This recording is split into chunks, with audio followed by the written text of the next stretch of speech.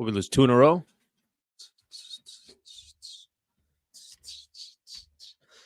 What is going on, my people? Good morning to everybody. Thank you very much for tuning in to the Sliwa Show Monday through Friday. Start at 8 a.m. I appreciate you guys hanging out. I appreciate you guys being a part of the show, whether you're here in the mornings hanging out with me or at night watching a little Lakers post-game show action. We'll have a post-game show coming up tonight. It's Tuesday, November 26th, 8:01 a.m., and we got a great show lined up for everybody. So thank you for being here. I appreciate you guys spending some time and hanging out. What do we got going on here? What do we got? 2 days left before Thanksgiving. We'll do a show today. We'll do a show tomorrow. We got 2 post games coming up tomorrow, and I got a post game on Wednesday. We're going to do nothing on Thursday, and then we'll get back at it on Friday. I don't think I'm going to do a morning show on Friday. I think I'm going to do the post game show. So we'll have a chance to handle all that. Your coffee? Forgot my mug this morning. Freaking forgot my mug. You know what I mean? Kind of changes everything. I like my mug. I like that little container that I have. So now I just have one of these just generic cups. Good cup of coffee. Good cup of Joe this morning. Good cup. Second cup this morning. I might go third. I have enough. I made enough over there as if I'm working with a team of 37 people in here. We got a lot of coffee. We got a lot of coffee to get into here. Here's what we got going on for the show today. So thank you very much for being here. Kind of a packed show, got to be honest with you. You know what happens when I have a guest? Typically, if I have a guest, it is, it's the show kind of flies. Not going to lie here. I'm going to spend a little bit of time, not that much, but just enough here to talk about my Baltimore Ravens. You guys saw my Ravens yesterday. You guys saw it first day. You guys saw Derrick Henry. You guys saw Lamar Jackson. We'll spend a little time on that Monday Night Football game. Actually, pretty entertaining. I know the final score. I know at one point Ravens went up by 2 touchdowns, but I thought it was actually closer than it really was. Lakers back in action tonight. They're taking on the Phoenix Suns, so we know that they've lost 2 games in a row. Of course, Kevin Durant's healthy to go tonight. Of course, Bradley Beal has never felt better, and he's ready to go tonight. So Lakers with another one. Listen, I've kind of said this before. This is a really kind of critical part of their schedule. They're 16 games in. The next 4 games, we're going to have a nice barometer of what this team is 20 games in. Did they just get off to a good start? Are they a good team? We're going to find out, I think, because there's some really good matchups that the Lakers got in front of them. A lot of NBA stuff that I'm going to get into as well today. Mark Medina is going to hang out. We'll make sure did whatever testing that we needed to do, so we should be good to go for today. NBA ratings supposedly are plummeting. I'm curious to ask that question to other people out there. I'm just curious to know why the NBA is not doing as good. Now, I'm not the right person to ask because I'm going to watch NBA basketball any day of the week. I'll watch NBA basketball. Last night, Sacramento's taking on the Oklahoma City Thunder. Of course, I'm going to put that game on. Why wouldn't I put that game on? But supposedly, the NBA's ratings are definitely down, and they're heading in the wrong direction. And the last thing I'm going to talk about today before we get out of here, Juan Soto has 5 offers from 5 different teams. If you guys saw the money that he's trying to get, supposedly it's 15 years, $700 million and change. He ain't going to get that. I think everybody knows he's not going to get that. But I thought it was interesting. One of the teams that offered him something were the Dodgers. So we'll spend some time on that as well. Sliwa, black or cream and sugar? I don't put sugar, but I always have a little milk in there. Little milk. This morning I got some almond milk in the refrigerator here. So I throw a little almond milk in there, but any kind of milk I'll take half and half. I'll take whole milk. It doesn't matter. I just need just got a little sprinkle, a little touch in my coffee. Good morning, fam. Good morning to you as well. Good morning. Good morning, Slee. A lot of good mornings here. Working and streaming. Dub, make it happen. Do what you got to do over there. Thank you all for being a part of the show. All right, let's talk a little NFL football here real quick. Let's talk about that Chargers-Ravens game. Oh, my Ravens. Oh, the amount of money that I spent buying jerseys last night. I actually thought it was a really entertaining game. I think when I started watching 7-0 Chargers, they go up 10-0, and then Baltimore puts up a couple touchdowns before the half closes. Chargers hit on a field goal. It's 14-13 going into the half. Entertaining game, very entertaining game. And then the second half, the Ravens just kind of took over. It's one of my favorite things to watch in football. I like bully ball. I like and maybe this is just outside of football, but football specifically, because that style, I just always feel like is going to have success. There's certain teams in the NFL that just have a style. The Baltimore Ravens have a DNA. This is how we play. And you could put Pittsburgh in there. A lot of those teams, actually, there's a few teams specifically in that conference. You could put Pittsburgh in there. Back in the day, the Giants played a little bit like that as well. Now they're just a complete dumpster fire. But Baltimore last night, you got a chance to watch a team. Listen, Lamar, can he throw for a couple of touchdowns? Absolutely, he can. But they suffocate you with their run. Here's a great example on Sunday night. Rams and the Eagles. Philly played bully ball. And by the way, both teams got running backs. Saquon Barkley for the Philadelphia Eagles. Of course, for the Ravens, Derrick Henry. Derrick Henry just ends up on the Baltimore Ravens. I never really understand. And I don't know enough about football where everybody says that you just can't value running backs, yet good running backs end up on good teams, and then all of a sudden they're valued again. But I thought Baltimore, the way they won that game yesterday, they were just going to control the clock. They were going to pound the ball down your throat, which is pretty much what they did that entire second half. I like that style of football. I think the Chargers are still a pretty good team. Not a great team, but in the AFC, they're going to make the playoffs. I was looking at the rest of their schedule. I didn't think they played awful. I just don't think that's a good matchup for them. And I think for a lot of teams in the AFC, playing the Baltimore Ravens, unless you're in the playoffs and then all of a sudden Lamar Jackson is a different quarterback, but going up against guys like that and teams like that, yeah, that's smash mouth football. And that was in LA. Imagine when you're playing in Baltimore in January, or playing in Pittsburgh in January, you're playing some of those playoff games. It's on the road. You're going to their house, how difficult it is. But I think the game kind of came down to one thing. And like I said, bully ball style. Derrick Henry was amazing. Ravens doing what they do, but really, really aggressive play calling by Baltimore. Harbaugh went for it on a fourth down at his own 16. If I'm right, I think that's where he was, at his own 16. There were just some certain play calls that some teams are trying to win, other teams are trying not to lose. Baltimore certainly had the idea and the concept. Well, you know what? We're going to take our chances. If it works out, it works out. If it doesn't work out, it doesn't work out. They did not care about where the ball was. If they felt like they had a play in mind, or they had a certain scheme in mind, or they had the line to get them that extra yard that they need for a first down on fourth down when you're at your own 16-yard line, they took their chances. So they were very, very risky when it came to some of their play calling. It certainly paid off for them. I don't think the Chargers are in an awful spot, to be honest with you. I still think they're a playoff team, looking at the rest of their schedule. So next week, I got to go find a Atlanta Falcons hat. And then, of course, I'm going to put on my my Kansas City jersey the following week. No, they go at Atlanta, at KC, but then they got Tampa at home. Denver will actually be a big game for them as well. That's another home game. And then at New England and at the Raiders, two teams that are just awful. So entertaining game. I really did think it was entertaining. The class of the NFL I was talking about yesterday in the NFC, it's Philly and Detroit that they eat first. They're the ones eating at that nice steakhouse. AFC, it's a little bit more evened out. Chiefs, of course, are always going to be on the top until somebody takes them out. Bills certainly are on the top of that list. I think Baltimore's on the top of that list. I don't think Baltimore's an easy out. I don't think a lot of teams want to play them. I'd put Pittsburgh on that list as well, but when they just had a loss to. I'm trying to think who they lost to. But there's probably 3-4 teams you could say are the class of the AFC. In the NFC, it's only 2 teams. So Baltimore over the Chargers yesterday, 30-23. Fun game, entertaining game.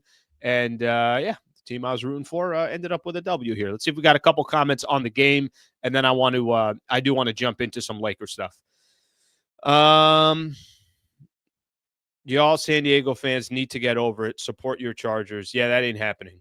Let me tell you something, and I'm not going to sit here and try to properly explain it, but do me a favor if you're in LA and you root for any of the LA teams. Imagine that the Lakers left Los Angeles. Imagine if the Dodgers left LA. You don't just get over it. You don't. And there isn't 5, 6 other teams that you can root for. There was only 2 professional teams in San Diego. So the whole get over it, that ain't happening. And maybe, listen, I think I've come around a little bit on this. I don't think I fault people anymore, because I got a couple buddies who are still Charger fans. I don't know if I fault them anymore for saying, we just want to freaking root for a team, because there aren't any teams out there. I just personally can't do it. I won't do it. And I also really, really don't respect that owner. So that's another reason why I wouldn't do it. So, yeah, let me go ahead and hate. Everybody's going to hate a little bit. Chargers won't be serious till they get a better wide receiver core and corners. I'll tell you what they did do. And, I think everybody's going to agree with me on this one. They went out and got a real coach. And once you get a real coach in any sport, now you can be talked about differently. Now you could look a little bit different. And I think for the Chargers, they're not the same team they were a year ago. Clearly not the same team. 7-4 is a really good record for the Chargers at this stage of the season. I think it is. I think the Chargers can be a headache. I don't think they're there. I don't know if they have all the personnel and experience and everything else. But over the next couple of years, Harbaugh gets more and more time with that team in the AFC. He's going to do what he's done everywhere he's gone. The guy has literally been successful everywhere he's gone. He will be successful. Now, to what extent with the Chargers, I don't know. But they went out and got a real deal coach, and that's why they're clearly having success right out the gate. Thursday, NFL ratings are in the gutter. For every good Thursday night game, there are 7 bad ones. What was it? There was a game. Was it Cincinnati and Pittsburgh? It was one of those. I know it was in that, specifically in that conference, but there was a game where I think I told everybody, if the matchup is good, I'm all in. If the matchup's not good, I'm not watching a Thursday night game. The Sunday night games, for the most part, it's been pretty good. But at the end of the day, I don't think it's the matchup's got to be good. And now we're at the stage of the season where all we're looking for is, are there good games that have playoff implications? Last night's game, of course, did. Sunday night's game with the Rams and the Philadelphia Eagles definitely did as well. All right, let me read a couple more of these here. Keep the hate alive. Listen, if you want Spanos hate, I find it actually very... It's a slap in my face if you don't come to me for Spanos hate, okay? So there's certain things. You guys want to come to me for Laker post-game stuff? Awesome. I've built that equity over the last 6-7 years, and I appreciate that. You want to come to somebody for Spanos hate? You come to me first. You come to me first. Don't you dare take that away from me. All right, a couple more of these, and then we're going to have Mark Medina on, is going to join us here. I'm going to slowly kind of transition here to a little bit of Lakers, and then Mark's going to come join us as well. So Lakers got a game coming up tonight. So, of course, they're taking on the Phoenix Suns. I actually think this is I'm going to sound dramatic when I say it, but I think it's kind of a critical stretch for the Lakers here. They got off to such a nice start. They're 10-4 on the season. Then all of a sudden you lose 2 games in a row. Obviously the loss against Orlando because the Lakers couldn't hit a free throw. And then you got the game against Denver, where Denver basically said, hey, don't forget, we absolutely own your ass and you don't get to beat us. Okay, we saw it happen on Saturday. Here's the stretch for the next 4 games for the Lakers they got coming.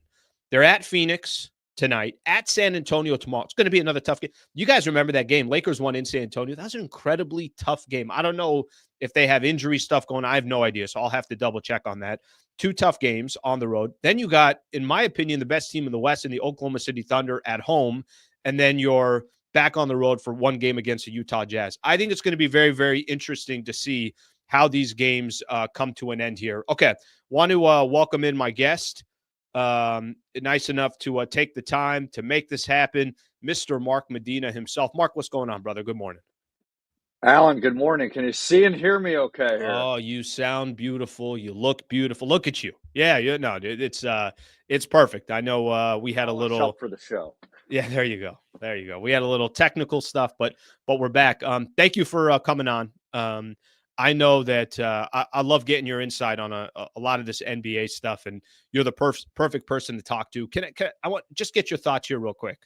Game against the Suns tonight, but before we get into that game, what do you make of the first 16 games? Do you feel like you have an idea of who the Lakers are? Do you feel like that's still kind of getting figured out? Just your thoughts on where the Lakers are sitting right now, things you like, things that you're a little concerned of. Yeah, I think the old Bill Parcells adage, your record says who you are. I think that they've been good, not great. I think that in some respects, they've exceeded my expectations because I thought that there would be, more hiccups with JJ Redick being first year head coach. I think ultimately he would be a great head coach, but I thought that there would be initial hiccups with just getting the feel of how to manage lineups, personalities, et cetera. But he has hit the ground running with that. Anthony Davis, LeBron James have been mostly dominant and healthy. And while it has been a revolving door as far as what you're going to get from an availability standpoint and production standpoint with their supporting cast, so far the depth has mostly played to their advantage. But to your point earlier, that you noted, they have hit a rough patch with losing that game against Orlando, with AD missing clutch free throws, Franz Wagner getting the go-ahead three, and then the Denver Nuggets showing that they are still dominant. And that was surprising because the Denver Nuggets have had their own issues this season. I know Michael Malone just recently called out Nikola Jokic and Jamal Murray, saying that he needs more leadership from them. Hmm. So while there is an obvious history that the Nuggets have against the Lakers with the playoffs and the West Finals in 2013, first round last year, they are a much different version of them, even though obviously Nikola Jokic is still playing at a high level. So to answer your question, and tying this up in a bow, I think the Lakers are in mostly a good spot, but I think in the short term, they obviously got to rectify this recent tough patch here against, the Phoenix Suns. And it's going to be tough because now Kevin Durant and Bradley Beal are back. Of course they're back. No, they feel great today. They were out for as long as they were. And I was looking at the it's kind of funny, but I think it was on Saturday or Sunday. I'm looking at, all right, when are these guys coming back? And both just said targeting Tuesday against the Lakers. I'm like, of course they are. Yeah, they're I both looking do I right. do recall that Brandon Ingram did that with the Pelicans as well. Well, okay, but here's the thing. I don't mind it. Like I said this. Let's just say hypothetically, Jokic was out for personal reasons, had some games off, and let's say he didn't play on Saturday, and Lakers won that game. What do we really learn from a game that Jokic is not in? What do we learn if KD and Bradley Beal are not there tonight? So I think some Laker fans don't like when I say it, but I want to see what's on the other side. So you just have a more accurate sense of what your team looks like against the elite or some of the best players in the NBA. Before we get off the Denver thing here real quick, I wasn't planning on going back to the game on Saturday. It's so weird to watch them play against Denver because you can go up 6 or 8 or 10 points and no one in the building feels comfortable because they've lost 13 of their last 14 games. Well, Mark, it was so crazy to watch them go up 10 with 2 minutes left to go in the second quarter. And then within a span of about 20 minutes of actual playing time, they're down 29. I think my biggest problem the game on Saturday, and I think it's a very, very bad trait to have. It's an awful characteristic to have. When things are going well, everyone's high-fiving. When things aren't going well, I feel like the Lakers go into a corner. What happened to the fight? I mean, that's not championship DNA. Even if you're getting your ass kicked, don't get punked. They got punked on Yeah. Saturday.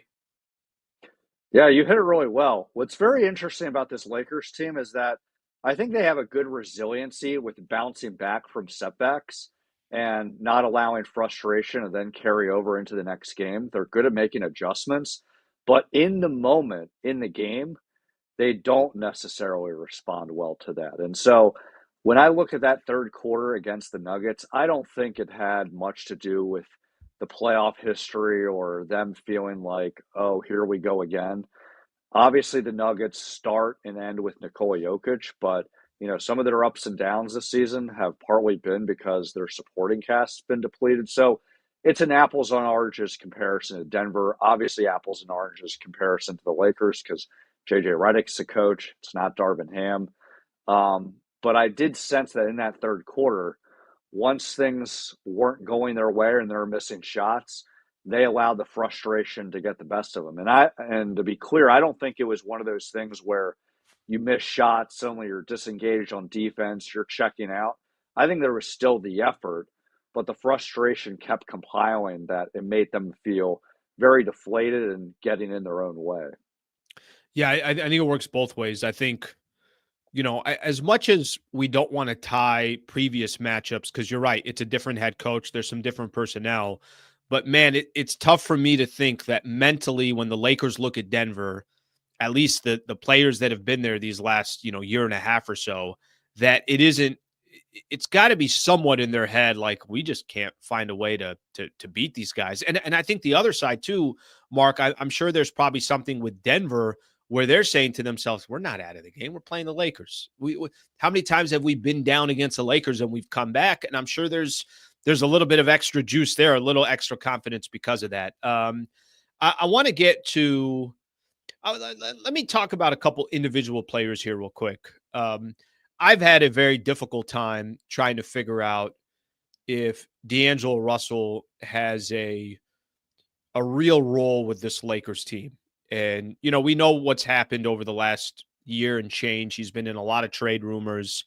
He picked up his player option this past offseason, not because I don't believe he picked it up because he thought, hey, this is the perfect fit for me. I think there were offers out there that he thought made better business sense. D'Lo's shooting around 29% from the three-point line. He went from the starting lineup. He's now on the bench, coming off the bench, which I don't think is a terrible thing. I think they need that help off the bench, and he could be a little bit more of his own, kind of distribute the ball the way he'd like to. Does he have any future, do you think, with this Lakers team, at least for the rest of this season? What do you think of his current role? Do you have confidence or faith that he's going to turn it around? Because I'm not going to sugarcoat it. I don't. Tell us how you really feel, Alan. I know. It's probably because of my second D'Angelo, cup of coffee. When I get to coffee number 2, everything changes. The filter comes out. Look, D'Angelo Russell's been in the league since 2015. We know who he is as a player by this point. He's a great three-point shooter, but he's streaky. He's a great playmaker, but he's not necessarily a pass-first point guard. And defensively, he's improved in that, but he's not going to make an all-defensive team here. And so, to your question, does he have a future with the Lakers? It's the same answer as every year. We'll see, because the Lakers, know that he can be a very valuable trade asset because of the best versions of his qualities, but they also know that that's not guaranteed because of, the bad qualities that he brings as a player. And so as this pertains to the Lakers, I think that in the short term, there is a lot of optimism that he can have more success under JJ Redick than Darvin Ham, partly because of JJ Redick's in-game adjustments, how he manages rotations, just trying to put him in better positions to succeed. Now, ironically, he featured D'Angelo Russell in the bench role much faster than any other Laker coach, but I think it's the idea about putting him more in positions to succeed than having him be almost somewhat of a casualty with being in the starting lineup, because it obviously starts with LeBron and AD, and you're trying to maximize Austin Reeves as well. And so I do believe JJ Redick that he's not just speaking semantics when he's saying that, coming off the bench isn't a role. What your role is, what you do on the team. And I think so far, through the ups and downs, he has done what he's provided as a reserve the same way he's provided as a starter. I think the key thing is the problem that he's encountered throughout his career. It's about consistency. Laker fans know more than anyone else that he is a very brilliant and amazing player, but there's also times that when you need him the most, he's not there. And so what this means leading to the trade deadline, they're going to try to obviously maximize his production, both to help the Lakers win games, but also see what the market value is for him. But I think in fairness to D'Angelo, it's not like the Lakers are just going to get rid of him for the sake of getting rid of him. There's a reason why they made moves to get him 2 years ago as part of that Russell Westbrook trade, as far as it being connected. So, yeah, to answer your question, it's the same story, just different storylines this season with him. But Mark, I think what you just said is, and listen, I've said this before. I think he's in a tough position, but I think what you just said, describing of he gets an opportunity, they want to showcase him as best as they can, A, to win games, and B, maybe they could add some value as best as they can towards the trade deadline to eventually shop him and see what they can get back in return. Has that not seemed like that's D'Angelo Russell's career as a Laker? It's not you're in our future plans. It's we're literally just trying to, if you can help us and get some production, awesome. If you can do it on a consistent basis, then, that's just icing on the cake, because I don't think anybody's expecting it to be on a consistent basis, at least from my standpoint. But that kind of says it all. And there's a part of me that feels for D'Lo. And when I say I feel for D'Lo, it's like this guy, clearly his home is not LA. And I don't know how we can make a case that it is, because since he's been a Los Angeles Laker, he has been on the trading block, or his conversations have come up about trading D'Lo. It's going to be fascinating how it eventually plays out, but he's playing right now. As far as his production, I don't have confidence that. And listen, he can go off tonight for 6 threes. That's the capability that he has. But it seems like to me, it's almost just the clock is just ticking. And if he's here past the trade deadline, I'd be shocked. I'd be surprised. I don't know if you feel the same way. Well, one thing I think is important to add here is obviously the JJ Redick component. They've both been on record talking about how they had so many extensive conversations this summer, and there's a real good respect that they have for one another. And D'Lo has gone out of his way to praise JJ Redick's basketball IQ and how he draws up plays. And so I think that it is a testament that for JJ Redick to make that move very early in the season shows that they can absorb that because they have a very good relationship. Now, in the NBA, things are always fluid. That can always change. But I think in the short term, because they built that kind of trust foundation and they have a lot of respect for each other, there's more of a buy-in. Where I think when you can contrast that to last season with Darvin Ham, like with the rest of the team, there was a lot of buy-in with Darvin his first season. But once they sensed that he wasn't up to snuff with making the kind of rotations and adjustments they hoped he could make, even when accounting for injuries and just the supporting cast was inconsistent even in of itself, there was less of that trust and buy-in. And obviously, I think that applies to D'Angelo. So I think the good thing here, as far as getting the best version out of D'Angelo, and obviously having him be in a position where he can help the Lakers win games, the JJ Redick factor is a very important thing to keep in mind.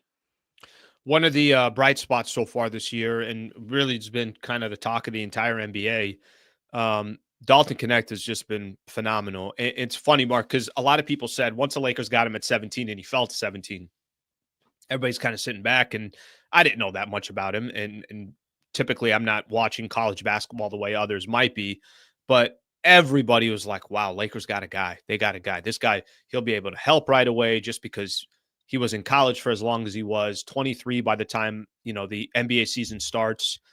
Even with everybody saying what they said, and even with this could potentially be the steal of the draft, what were your expectations of Knecht to start the year?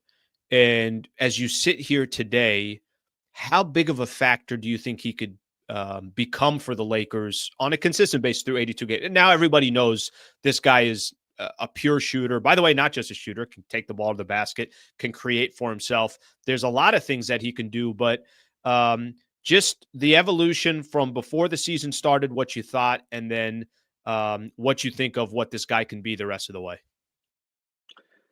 Yeah, well, when the Lakers selected Dalton Knecht at number 17, I thought he was going to make an immediate impact because of his shooting resume. And the Lakers have lacked having consistent shooting, frankly, ever since the Russell Westbrook trade. So it was an immediate need the Lakers needed to address. Now, I did not anticipate him scoring 37 points against Utah. I felt that he would have rotation minutes, but not to the same extent he's had. But look, Dalton Knecht has shown that he's not just a great shooter, but he's very consistent. He's very confident. He's very methodical with his, shooting regimen.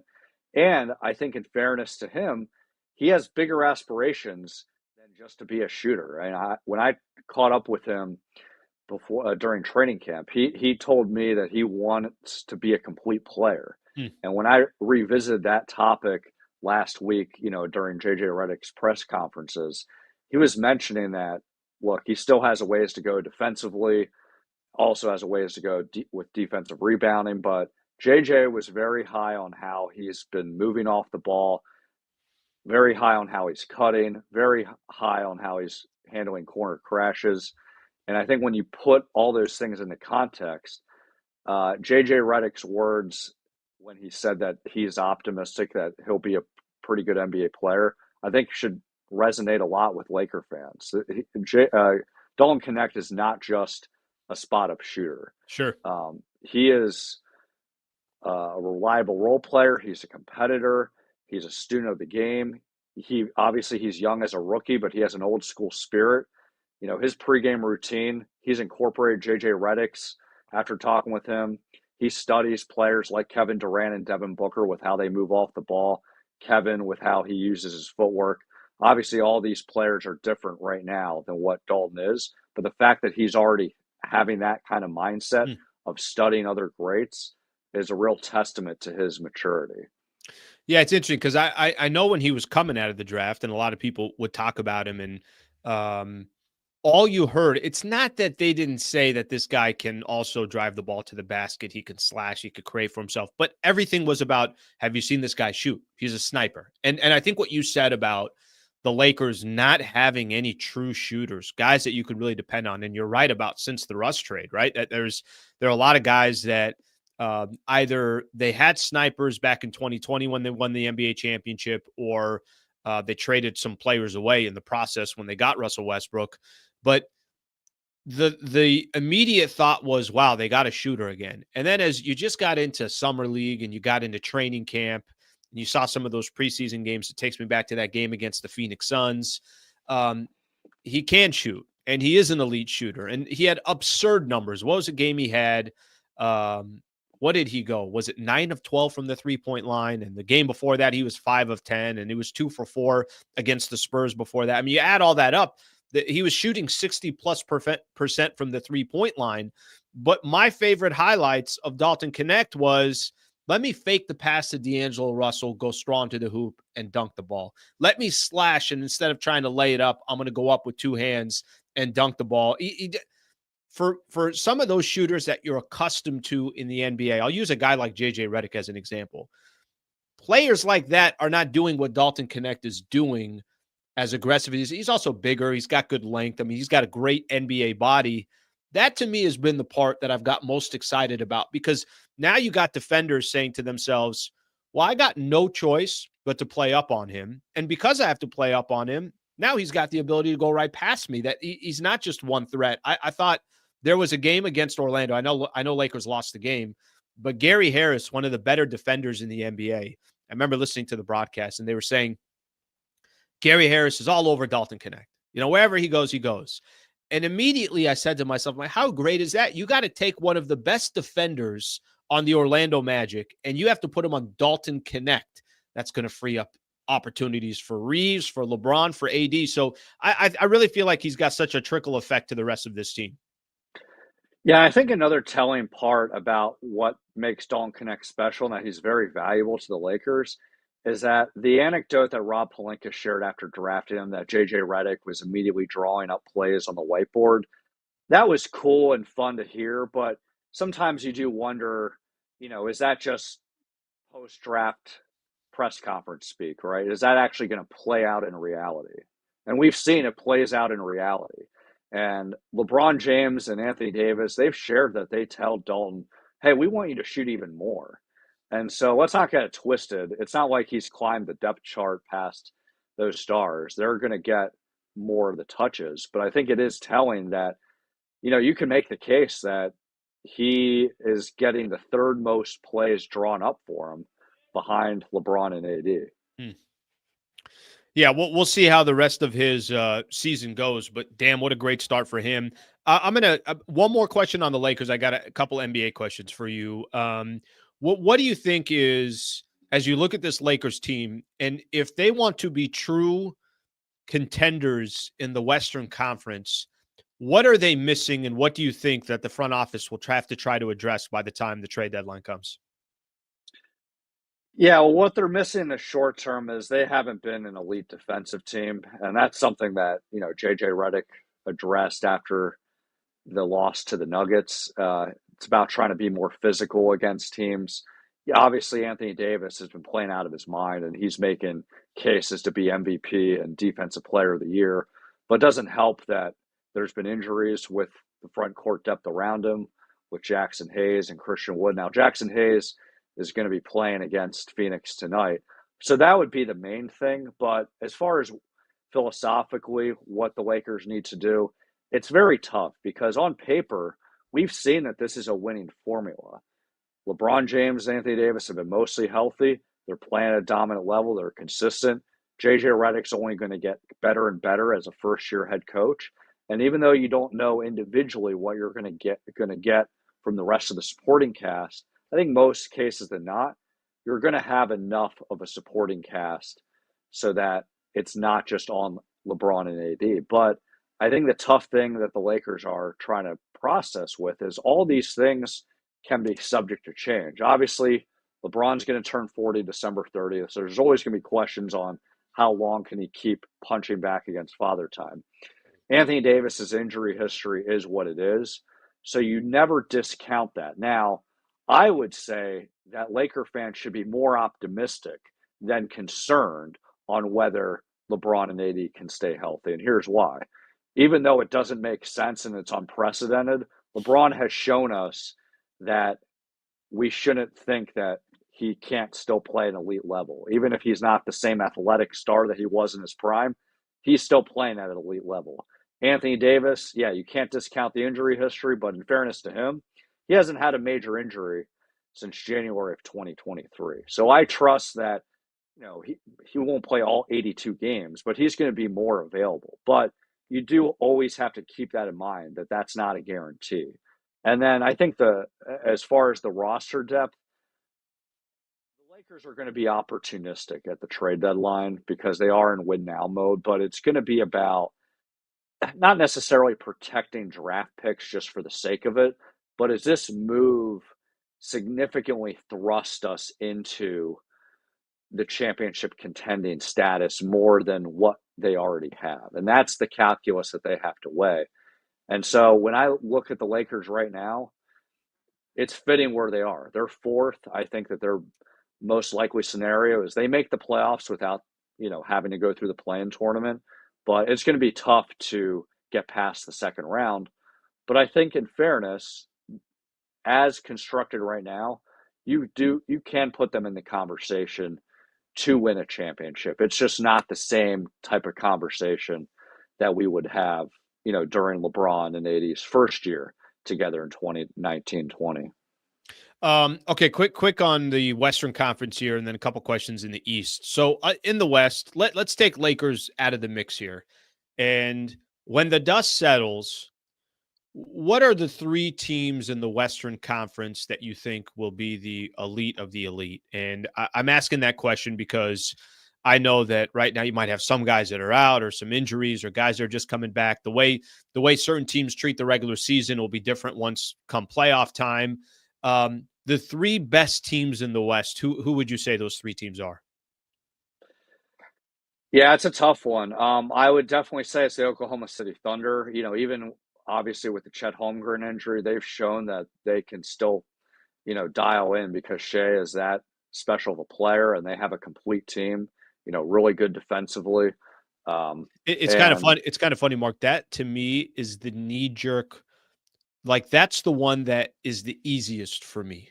And it's the first team that you mentioned too. It's like, yeah, the Thunder, which is it's amazing for how young they are. Now they went out and made some really good offseason moves and they seem like a complete team, but I'm with you that the Thunder are the one that I don't really have to think about. It's filling in the next two spots that I can be sold or have a conversation on. Yeah, and with the Thunder, I mean, what I was going to say is they're perimeter defense is amazing. Laker fans obviously know how great Alex Caruso is. Lou Dort's a great defender. Jalen Williams is a great Hmm. defender. They're very well coached. I believe in the Warriors because even though I initially thought, okay, it's going to be Steph and Draymond, but can their supporting cast be enough? I've seen enough to think that the players that they got this past offseason are enough, even when accounting for the fact that D'Anthony Melton is out for the season with an ACL. So I'm a believer in them.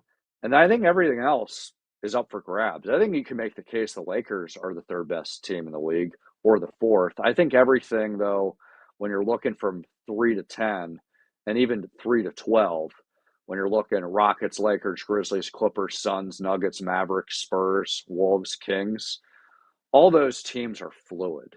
Um, but if I had to pick a third, it's tough, Alan. I mean, everything is too subject to change, but Yeah. I would say it would be the Grizzlies because Mm. John Morant's back, and obviously he has had another injury, but he's expected to be fine, and it's not going to be anything drastic. I mean, he's coming back, I believe, next game. So, yeah, I would put the Grizzlies at third, but this is all subject to change. I think as far as how this pertains to the Lakers, they should feel comfortable that they're in the top of the tier mix as opposed to, oh, they're probably going to have to fight and scrap just to make the play in and then just hope that they can catch lightning in a bottle. They're not going to have to play through the play in. They'll make it through 1 through 6. But I think that says it all. I think the fact that it is tough to say, well, it's these three teams and everybody else just get out of the way. That's not the Western Conference right now. I know the Pelicans have had a lot of injuries. They're 4-14. Sacramento traded for DeMar DeRozan. They've lost 4 games in a row. They're 8-10. Minnesota traded Karl Anthony Towns, and I had definitely had hesitation when I saw that trade. They're 8-8. Dallas is 10-8. Denver, do they have enough depth after losing KCP? A lot of teams got questions. So I think the point that you were making there was that's going to create opportunities for teams like the Lakers. And we'll see how the West shakes up. Let me just get your thoughts real quick on the East here. Cleveland 17-1. One loss on the road against the Boston Celtics. Are they listen, your record, like you said when we started the show here, that you are what your record says. Are they 17-1? Like, are they a team that you think could go up against the Boston Celtics as is and actually beat them in a 7-game set? And maybe it's not fair to compare them against Boston because that I think is the clear-cut favorite to win it again. Yeah, I would put the Celtics a clear-cut favorite to win again, barring, any major injuries, but I don't think that's expected to happen. And Kristaps Porzingis is coming back. He already came back yesterday. And even though you never know, can his durability stand up? I think there's a lot of confidence that at least Jason Tatum and Jaylen Brown and Drew Holiday's durability will stand up. But yeah, the Cleveland Cavaliers are the real deal. And I think that what they showed against Boston is that the Celtics are still, very dominant against them, but they're going to compete. And they showed that they have a very balanced offense. And that is a reflection of the roster depth and continuity that, they maintained with, keeping Donovan Mitchell and Evan Mobley on extensions. We've seen more time for Darius Garland and Donovan Mitchell to get on-court reps together, unlike last season when there were injuries. And I think that, the concern that the Cavaliers had with how can Evan Mobley and Jared Allen coexist, I think it's to Kenny Atkinson's credit that he's been able to make Evan Mobley, more of a dynamic big and growing as, an outside shooter or at least a mid-range shooter so that they're not clogging the paint up so much. So I think the feeling is that Kenny Atkinson has validated that he is a great head coach, and it's not just a great head coach with developing players like he was with the Brooklyn Nets. He can manage a star-studded roster. And so, yeah, they're the real deal. Their record says who they are, but the Celtics are just really damn good, and there doesn't seem to be any significant drop-off from last year's finals run. Mark, great stuff, brother. I appreciate the time as always. Great NBA insight, great Laker insight. Always love having you as a guest on the show. So thank you for coming on. Alan, you're the best. Appreciate you. Thank you, brother. Have a great Thanksgiving. You too. All right, man. All right, that is Mark Medina right there. Mark Medina. Look at Mark Medina rolling up his sleeves, going to work, giving us all that great insight. Great stuff from Mark right there. I know there are a lot of comments, so I'm going to get into those comments for just a second. But yeah, it's interesting when you start looking at the NBA. That's I think the piece to me that is most fascinating is when I say, "Hey, give me your top 3 teams in the Western Conference." And it's like we can name 6 different teams. I don't think anyone hesitates with the Thunder, which is also very interesting. That everybody's like, "Yeah, no, the Thunder that's the best team in the Western Conference."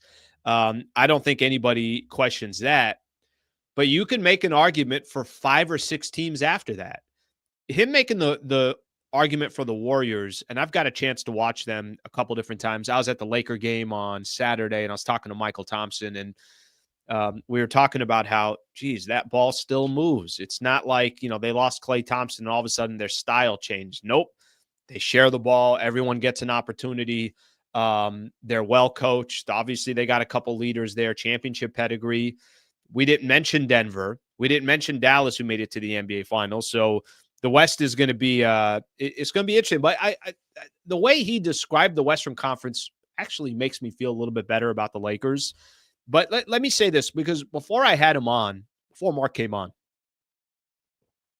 I was spending some time talking about how this is going to be a really critical stretch for the Lakers in my opinion, for the reasons of just figuring out who is this team? How good are they?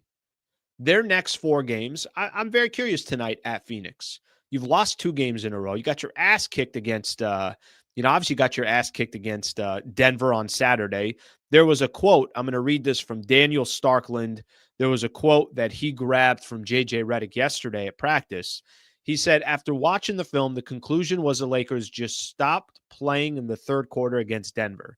He said they talked about it this morning and believes it was an aberration and not something that will happen again. The reason why I want to read that is, how are the Lakers going to respond after getting your ass kicked, after getting called out by your head coach? They're going to fold up shop? Is it going to affect them positively or negatively? I think it's going to affect them positively. But you're also going up against the Phoenix Suns team that has KD back, that has, they're struggling as well. Since Kevin Durant went out, I don't know if they won a game when Kevin Durant went out. They started the season out 9-2. They've lost 5 games in a row. They're 9-7. So you can play a good game tonight and still lose. But the point, I think, through the first 20 games of where the Lakers are going to be, the question for me is going to be, is this a good team, or did they just get off to a good start? And then by the time you get 20 games in, you're sitting at 11-9, and it's not that much different than it's been in years past. And the competition that they have in front of them is going to tell us a lot about that. If the test on Saturday was, let's go up against Denver and see how we are, they failed that test. Well, what do you look like when you're Phoenix tonight with KD, Wembanyama tomorrow, the second of a back-to-back? What's that going to look like? Then you got, I would argue, the best team in the Western Conference in the Oklahoma City Thunder coming on Friday. So that these next few games, like I said, are you 13-7 and everyone's sitting back saying, damn, no, this is a phenomenal start?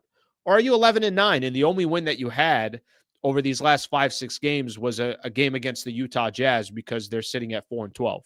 So we'll find out a little bit more about this Lakers squad here. All right, let me look at some of the comments here, and then I'm going to get into a couple other things that we have here. All right, let's see what we got. All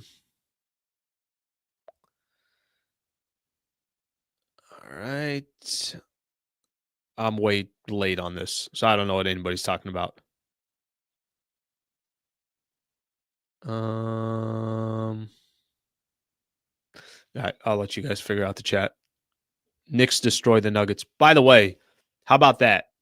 The Lakers lose to Denver, get their asses kicked. And then the Nuggets walk in yesterday and put up 145 on them. 145 on them. So I'm not even sure what the hell Denver is. Maybe they're just confident when they play the Lakers, but they play the rest of the league. It looks a lot different. I don't know if you guys just saw this. And I'm curious to actually get listeners, fans, or I'm curious to get listeners' opinion on this and go from there. You guys been seeing some of these articles that are out there that the NBA ratings are down, that the NBA is having a lot of issues. And I know Adam Silver is justifying everything, and he's saying, no, the ratings are not really down. It's just, it was an election year, and you had the World Series going on. Let me show you guys this. And the question that I want to ask to anybody here that's spending some time on here, the question I want to ask is more about the way you view the NBA today. I know I got a lot of people that are on here that are NBA fans. They are Laker fans. So maybe we have a skewed look at what the NBA is today. I'm going to watch NBA basketball no matter what. I'm going to watch it because I enjoy it. I love it. I follow a lot of these athletes. I'm curious to see how they play. Trades go down. How's that going to look like? I like the schemes, the schematics, the kind of the X's and O's of the NBA. I'm a basketball fan. So I get into that stuff, and I have for a long time, which is why I got into the business, which is why I wanted to cover the team, blah, blah, blah. Let me read this for you guys here. Viewership on ESPN has been down 28% through November 21st, according to Front Office Sports. Viewership on TNT has also been down 3% until the highly anticipated showdown between the Cavs and the Celtics took place. Okay.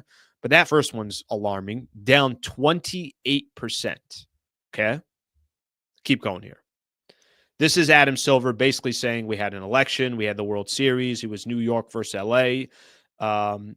Basically trying to tell everybody, relax. Here is former head coach George Karl. The league I love and helped build, the NBA, needs to acknowledge the same. Fans tell me daily the games are unwatchable. The entertainment has surpassed the sport. The NBA should listen and respond. Okay.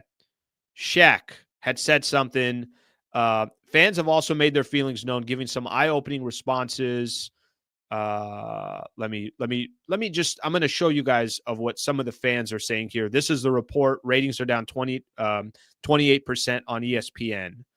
This is what some people are saying. The game does not resemble what real NBA hoop was. Rules can't defend paint. Up to 5 steps allowed. No hand checking. Defense is gone as are basic fundamentals. 3-point shooting contest nightly, which means more failure. See if I see the rest of this. That fans watch. Okay, that's I can probably stop right there. I think that's good to see. There's a couple of the most unavailable star players have ever been. Every game is missing someone important.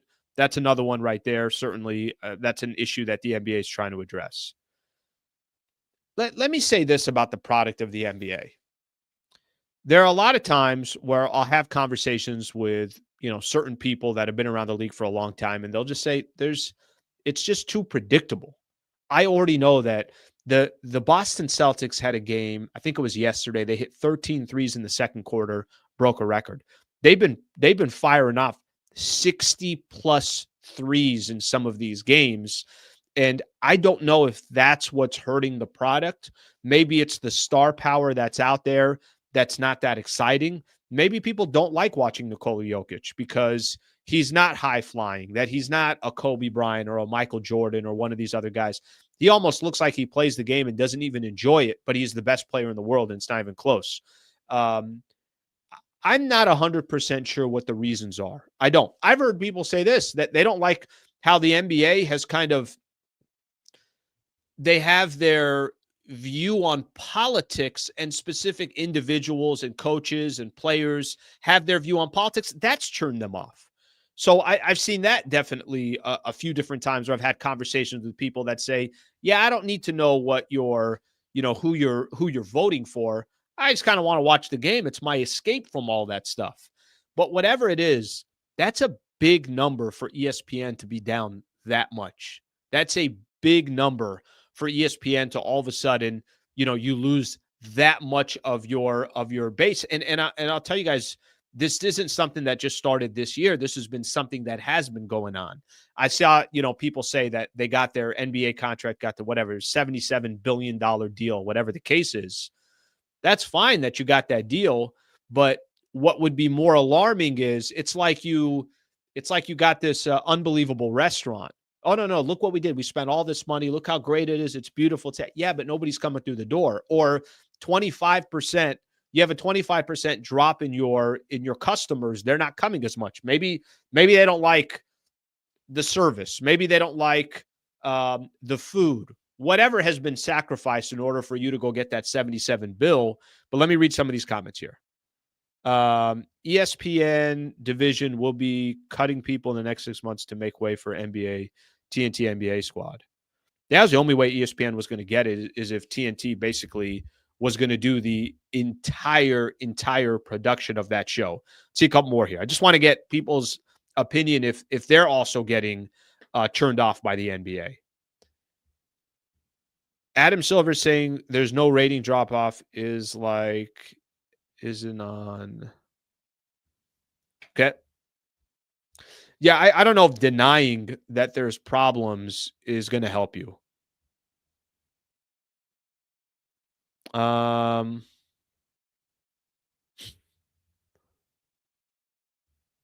Too hard to make trades. Can't make moves you used to in trades. Okay, that's interesting. I thought that one comment that was on there that was talking specifically about, hey, you can't just do the fundamentals anymore. Guys can take 4 or 5 steps to get to the basket. Everything is just offensive focused.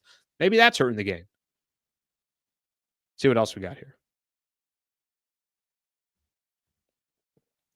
This is the age of when I want old timers just don't get it. So understand devices make games available at your schedule, not the league schedule. Yeah, I don't know. I'm not 100% sure why it's being done, but I know that it's obviously been an issue in the NBA, and it's being talked about a lot. It's funny now that I kind of moved and I'm 100% now on YouTube. I see a lot of people putting out content that are independent content creators, and a lot of these are leaning towards what is going on in the NBA. And these are good people that obviously are doing their homework, and they're pointing out what I think maybe the mainstream isn't pointing out as much. But I'm noticing it a lot on some of my YouTube content and people that some of the stuff that I'm getting fed as well. Okay. I did mention this, and I want to get into it here as we're getting a little bit closer to the show ending. Did you guys see this? We're going to look at this together because it's a little bit insane. And I'm using Dodgers Nation on this one, and I'm using it specifically because, obviously there's going to be a SoCal twist to it. But let me share this with you guys. Obviously, D-Mac, Doug McCain has come on the show a number of different times, and I always appreciate him doing that. So let me share my screen here real quick. I'm going to read this article. We'll read it together. All right. Dodgers have made contract offer to Juan Soto in free agency. There was John Morrisai came out yesterday, and he put this out. Also did Randy Miller, that 5 offers. Juan Soto has received 5 offers from teams out there, and then everybody started confirming it. Yep. 5 offers have been made. Here are the teams that have made an offer to Juan Soto: the Boston Red Sox, the Los Angeles Dodgers, the New York Mets, the New York Yankees, the Toronto Blue Jays. I've done videos before, and we've been on here together, and I've told everybody Juan Soto is not going to the Dodgers. I've had a lot of Dodger fans that have been on here, and D-Mac as well, Doug McCain from Dodgers Nation. Everybody's like, yeah, I'm like, what's the pulse? How come people don't want Juan Soto? I already know the reasons why they don't want him. But it feels like a lot of Dodger fans are like, thank you, but no thank you. Okay. I did not believe that I thought the Dodgers would basically just try to kind of drive up the price on teams like the Mets, teams like the Yankees. They want it to be more expensive. The more resources that the Yankees have to put towards Juan Soto, the better it is for the Dodgers. The more resources that the Mets have to put towards Juan Soto, the better it is for the Dodgers. The last 2 teams that the Dodgers had to play to win a World Series, it was the Mets and it was the Yankees. So clearly those 2 teams are competing for a World Series as well. But the fact that they made an offer to Juan Soto is interesting to me. The fact that they actually went out of their way and put something in writing for Juan Soto tells me that, okay, no, they're going to try to do a deal that makes sense for them. And I'm sure they're going to offer so much money, but it's going to be a shorter deal. It's, hey, here's a 5-6 year deal. We'll pay you X amount of dollars. And then by the time your contract's done, you'll be 30, 31 years old, 32 years old. Now you can go out there and get another 7, 8, 9 year deal or whatever the case is. I don't think that's going to happen.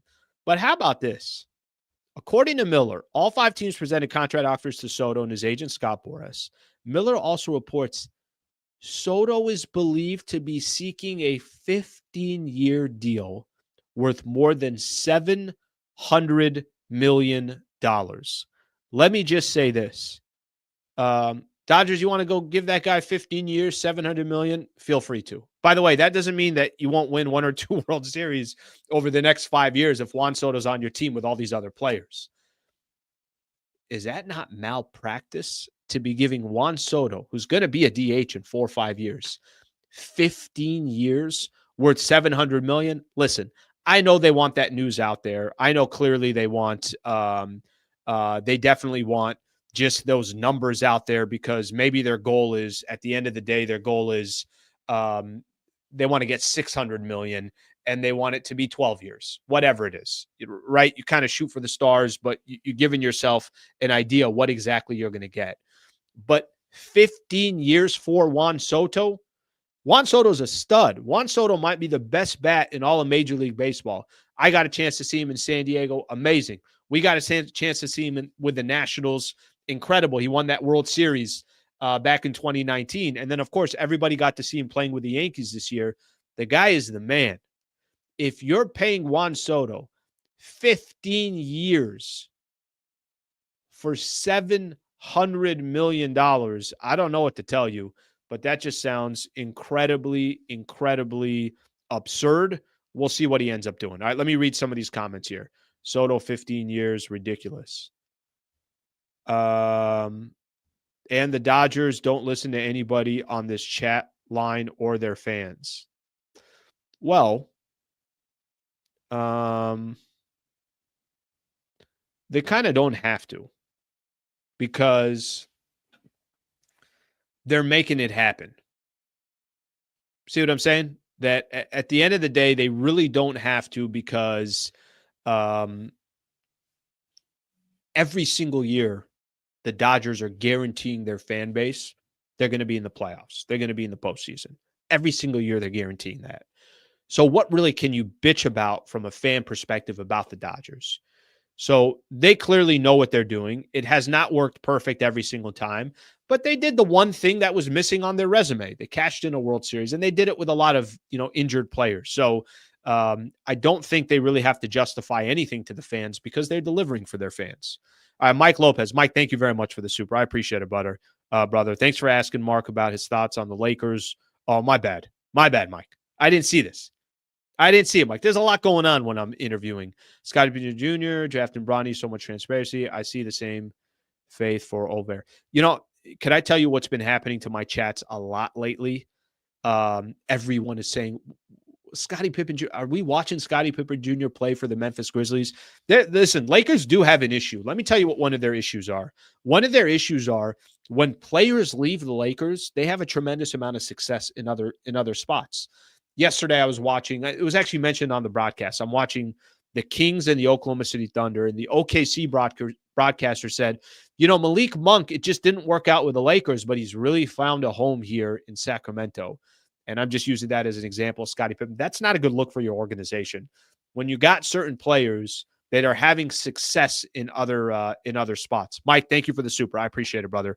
Let me get another one of these supers in here real quick. J Sports Enthusiast, thank you for the super. The commissioner stating there's no drop-off in viewership is like the Fed stating there's no inflation problem. Numbers don't lie, but people do. Well, I think you're right about that. I mean, people will try to avoid the numbers and they'll try to dance around the numbers, but you can't. And I don't think it's smart. And I think, if I'm Adam Silver, and he's not going to do this, but Adam Silver, I feel like, is a good he's got the best interests of the league.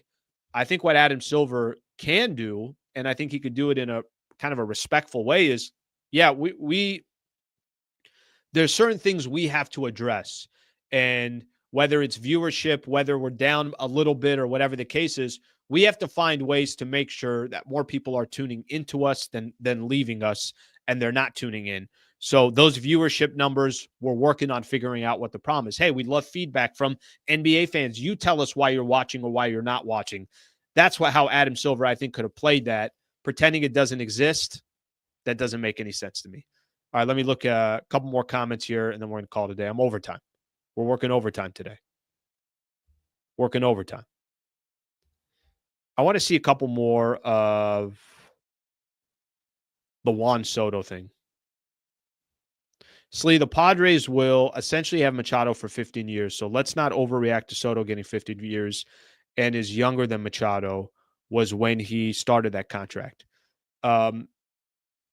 Dead Meow, let me tell you something.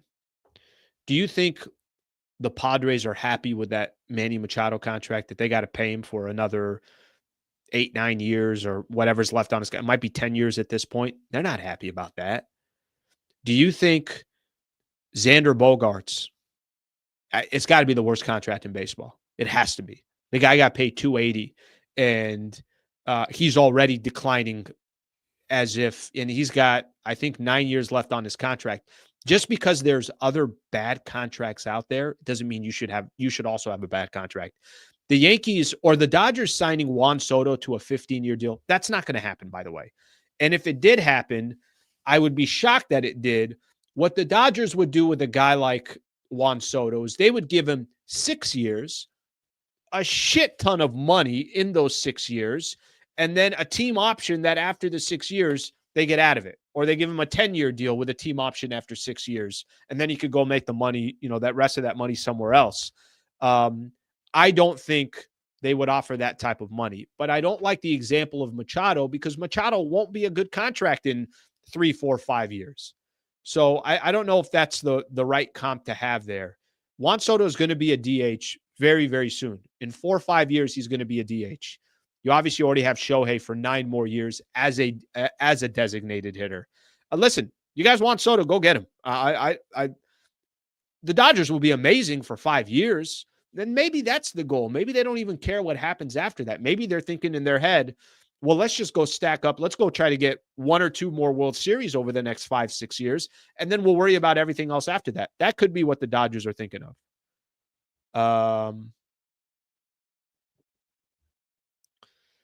Padres will get those guys. They have bad contracts. I mean, I don't know what to tell you. They just have bad and I give that front office of the Padres, I give them credit because they want to compete.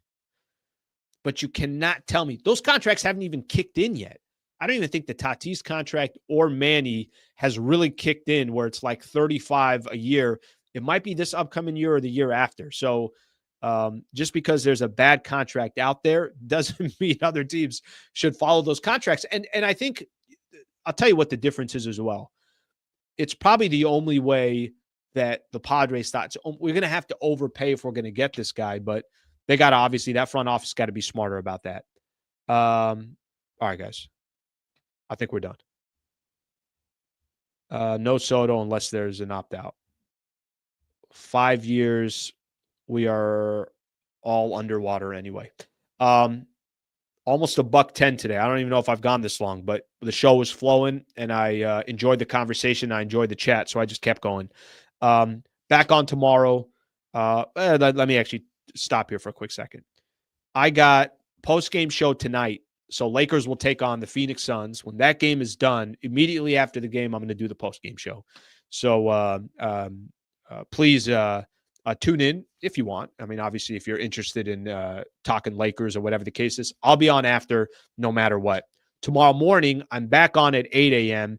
And then tomorrow night, I'm back on for the post-game show. So really busy couple of days here, and then we're all going to take Thursday off and enjoy our Thanksgiving. So thank you for being a part of the show. Thank you for the supers. I saw here, I think we're up to, we're almost at 27,000 subscribers. So I just ask that you guys do one thing as I continue to roll up my sleeves and try to make it happen here. Just subscribe to the channel. That's all I'm asking for. It means the world to the channel. It will help in ways that you couldn't even imagine. And also like the videos if you don't mind as well. Thank you very much for being a part of the show. Thank you for hanging out. Thank you to Mark Medina for coming on the show as well. Guys, have a great rest of your day. I will see you tonight after the Lakers take on the Phoenix Suns.